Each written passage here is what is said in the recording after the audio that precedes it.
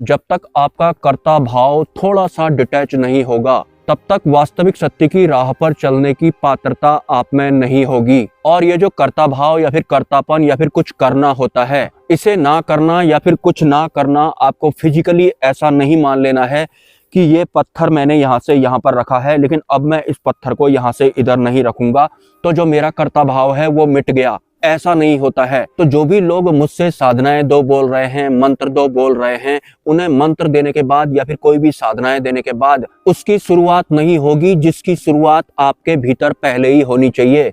मतलब कर्तापन के भाव से आप कुछ हद तक डिटैच होने चाहिए। आपको ये समझ होनी चाहिए, वरना फिर आपका माइंड मेकअप बनता रहेगा कि मंत्र अगर मुझे मिल जाए, उसके बाद मैं जप करूंगा, उसके बाद मुझे कुछ इस तरह का फल मिलेगा या फिर मैं कुछ अलग हिसाब का हो जाऊंगा। कर्ता भाव से डिटैच होने के बाद ही जो सत्पुरुष होते हैं या फिर जो अक्षर ब्रह्म होते हैं, उनके कोई भी मंत्र वगैरह काम करते हैं। मतलब पहले आप उस व्यवस्था के लिए तैयार होने चाहिए, आंतरिक स्तर पर तैयार होने चाहिए। तो सबसे पहले आपको इंटरनली अपने आप को तैयार करना है, वरना सतलोक की जितनी भी व्यवस्थाएं होती हैं वो आपके लिए एक तरह से निष्क्रिय जैसी हो जाती हैं। शुरुआत आपको ही करनी है।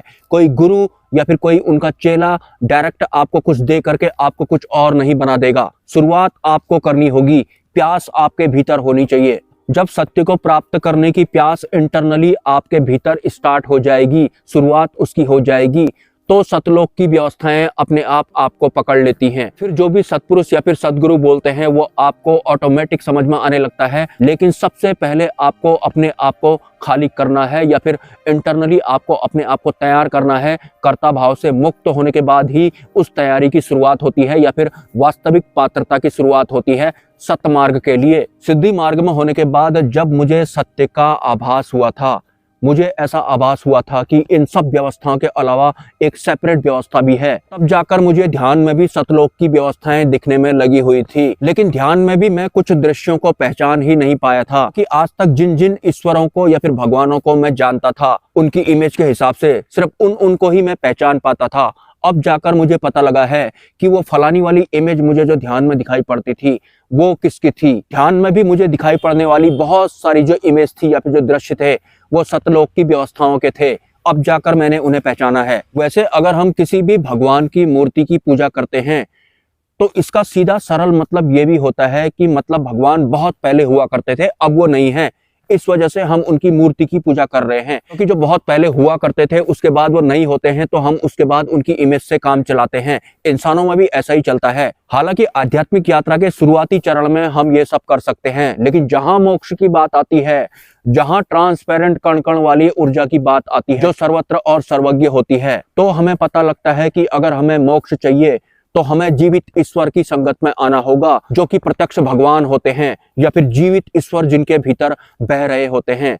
तब जाकर मुझे अक्षर ब्रह्म योग के बारे में पता चलता है, सतलोक के बारे में पता चलता है, सत्पुरुष की व्यवस्थाओं के बारे में पता चलता है, हम इंसानों के जो अंतिम गुरु होते हैं उनके बारे में पता लगता है। और उसके बाद मुझे अंतिम गुरु मिल भी जाते हैं, मेरा उनसे वार्तालाप होना भी शुरू हो जाता है। तो धीरे धीरे सारी चीजें सरल हो जाती हैं। मुझे याद है जब मैं सिद्धि मार्ग में हुआ करता था, या फिर आप लोग भी जब तक सिद्धि मार्ग में होंगे या फिर बीच वाले होंगे, मतलब मुक्ति मार्ग वाले भी होंगे, सिद्धि मार्ग वाले भी होंगे, तो उस दौरान हमारे अंदर क्या चल रहा होता है। तो जब मुझे पहली बार अंतिम गुरु मिले थे, मैंने उनसे यही सवाल किया था कि प्रभु मैं हनुमान जी की भक्ति करता हूँ। शुरुआत में मुझे हनुमान जी ने दर्शन दिए थे, उसके बाद माता पराशक्ति के धाम से भी मैं जुड़ा, और दो मेरे सिद्धि मार्ग वाले गुरु भी हैं, उनके पास वास्तव में सिद्धियां भी हैं और इंटरनली मैं उन्हें मानता भी हूँ, उनके लिए मैं दिया बत्ती भी जलाता हूँ। तो क्या मैं ये करना छोड़ दूं? मैंने ये सवाल अंतिम गुरु से पहली बार किया था। तो फिर उन्होंने मुझसे कहा था, तुम्हारी वहां तक की यात्रा भी हमारी निगरानी में ही चल रही थी, वहां तक तुम पहुंच गए, उससे आगे की यात्रा अब तुम्हारी हमारे साथ होनी है। तो मैंने अंतिम गुरु से बोला कि तो क्या मैं आज के बाद हनुमान चालीसा का पाठ करना बंद कर दूं, माता आदिशक्ति या फिर अन्य जो देवता होते हैं उनके लिए दिया बत्ती करना बंद कर दूं? तो फिर उन्होंने बोला कोई बात नहीं है, तुम वो कर सकते हो, लेकिन आगे की यात्रा तुम्हारी अब हमारे साथ में होने वाली है और ये तुम्हारा अंतिम जन्म चल रहा है। ऐसा मुझे अंतिम गुरु ने बोला था। वार्तालाप के दौरान मैंने अंतिम गुरु से यह भी कहा कि थोड़े दिन पहले मैंने बेवकूफों की तरह अपने लोक की सत्ताओं से मिलने के लिए या फिर उन्हें देखने के लिए भोग भी लगाया था और दिया बत्ती भी जलाई थी। तो वो मेरी इन बातों पर हंस रहे थे।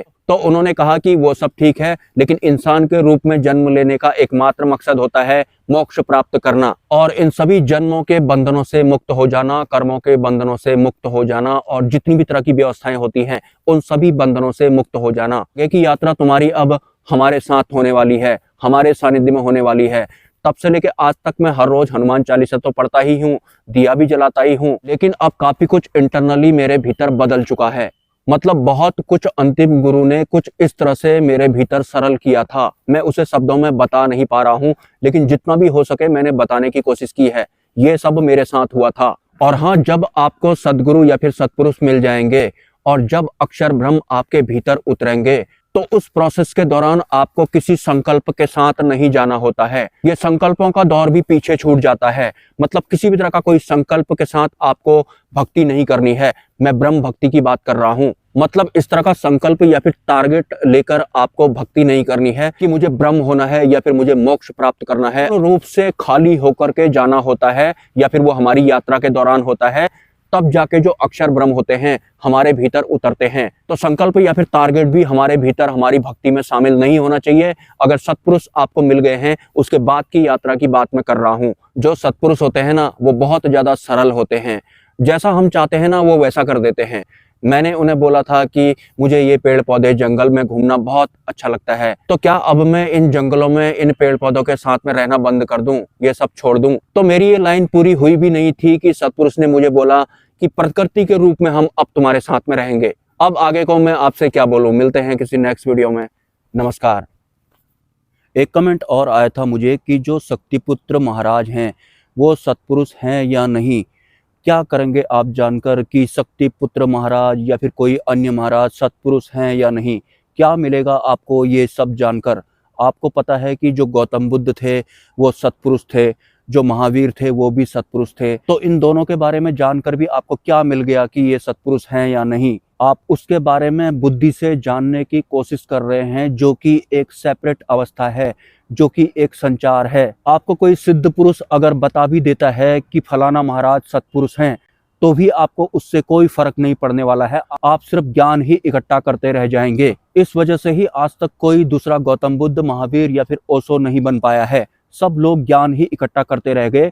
सिर्फ जानना ही वो लोग चाहते थे कि ये सत्पुरुष हैं या नहीं, इन्हें आत्मज्ञान हुआ है या नहीं, आत्मबोध इन्हें हुआ है या नहीं, आत्मभाव में ये हैं या नहीं। वो आत्मभाव में हैं या फिर नहीं हैं, उनसे आपको कुछ नहीं मिलने वाला है। आप आत्मभाव में होंगे तो ही आपकी आगे की यात्रा की शुरुआत होती है। किसी दूसरे आत्मज्ञानी के बारे में जान लेने से आप आत्मभाव में नहीं होने वाले हैं। प्रयास आपको स्वयं के साथ करना पड़ता है, और जब स्वयं आप खुद आत्मभाव में रहेंगे तो फिर आपकी आंतरिक व्यवस्था भी बिल्कुल सत्पुरुष के समतुल्य हो जाएगी या फिर उनके ही जैसी हो जाएगी। फिर किसी सांसारिक को आपके बारे में पता लगेगा कि फलाना ये इंसान एक बार ये पूछा करता था कि शक्तिपुत्र महाराज सत्पुरुष हैं या नहीं, या फिर वो आत्मभाव में है या नहीं। ये आज खुद सत्पुरुष बन चुका है, लेकिन ये जान लेने के बाद भी वो इंसान आत्मभाव में नहीं आएगा, क्योंकि यहाँ पर आपका प्रयास शामिल रहेगा। जब भी आप आत्मभाव में टिकेंगे तब।